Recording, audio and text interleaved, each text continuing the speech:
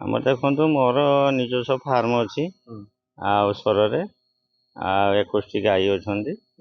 ଏଇ 200 କିଲୋ 170 200 ପାଖାପାଖି କ୍ଷୀର ଆସୁଛି।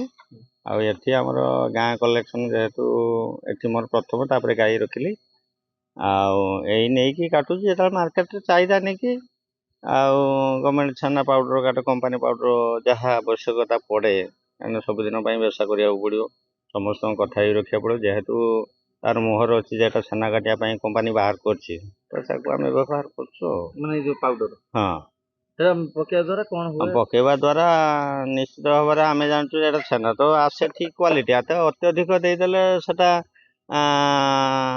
ଯେ ମାର୍କେଟ ପାଇଁ ବି ଖରାପ ହବ, ଆମ ବ୍ୟବସାୟ ପାଇଁ ବି ପ୍ରଭାବ ପଡ଼ିବ। ତ ମୁଁ ହିସାବରେ ଦିଏ, ବ୍ୟବହାର କରେ। ଆପଣ ଯୋଉ ହିସାବରେ ଦିଅନ୍ତି ସେଇ ହିସାବଟା ଆପଣ ଜାଣିଲେ କୋଉଠୁ? ମାନେ କେହି ଟେକ୍ନିକାଲି କହିଲେ ନା ଆପଣ ନିଜେ? ନା ଦେଖନ୍ତୁ, ଆମେ ଯେହେତୁ ଏ ବ୍ୟବସାୟଟା କରୁଛୁ, ଏତିକି ପରିମାଣରେ ଦେଲେ ଯେ ଆମର କ୍ୱାଣ୍ଟିଟିଟା କ୍ୱାଲିଟିଟା ଠିକ୍ ରହିବ।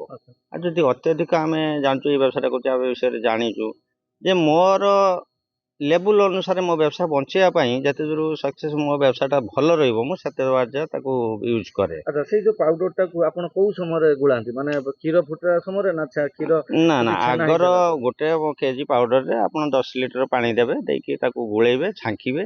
ଛାଙ୍କି ସାରିଲା ପରେ ଆପଣ କ୍ଷୀରରେ ଧର 30 କିଲୋ କି 40 କିଲୋ କ୍ଷୀରରେ ମୁଁ ଗୋଟେ ଲେଖାଏଁ ଦିଏ ଟାଣ ଅକେସନରେ। ଆଉ ବାଦ ବାକି ଯଦି ଦୋକାନରେ ମାଗନ୍ତି ମୁଁ ମନା କରିଦିଏ, କାରଣ ମୁଁ ଦେଇପାରିବିନି, କାରଣ ମୋ ବ୍ୟବସାୟ ଆଗର ମୁଁ ଏଇଟାକୁ ନେଇ କରିକି ଆପଣଙ୍କୁ ଆଜି ଦେଇଦେବି 2 ନମ୍ବର ମାଲ, କାଲି ଦେଖା ହେଉଛି ଆପଣ କହିବେ ମାଲ ଖରାପ ଦେଇଥିଲୁ।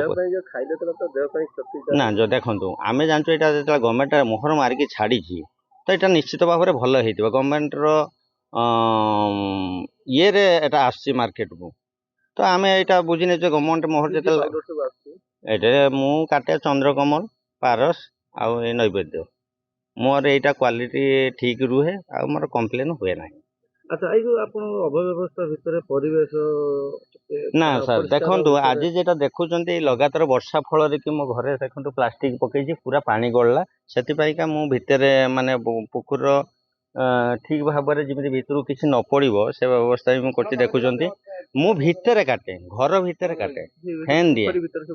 ନା ଆଜି କାହିଁକି ନା ଏଇ 4-5 ଦିନ ହେଲା ଦେଖନ୍ତୁ ଏଇ ପ୍ଲାଷ୍ଟିକ ଫ୍ଲାଷ୍ଟିକ ପକେଇଛି, କାରଣ ମାଙ୍କଡ଼ ଚଢ଼ିକି ସବୁ ଭାଙ୍ଗି ଦେଇଛନ୍ତି।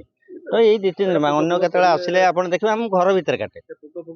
ନା ସେ ବିଷୟରେ ମୁଁ ପୋଖରୀ ଭିତରେ କୋଉଠୁ ପଡ଼ିବେନି।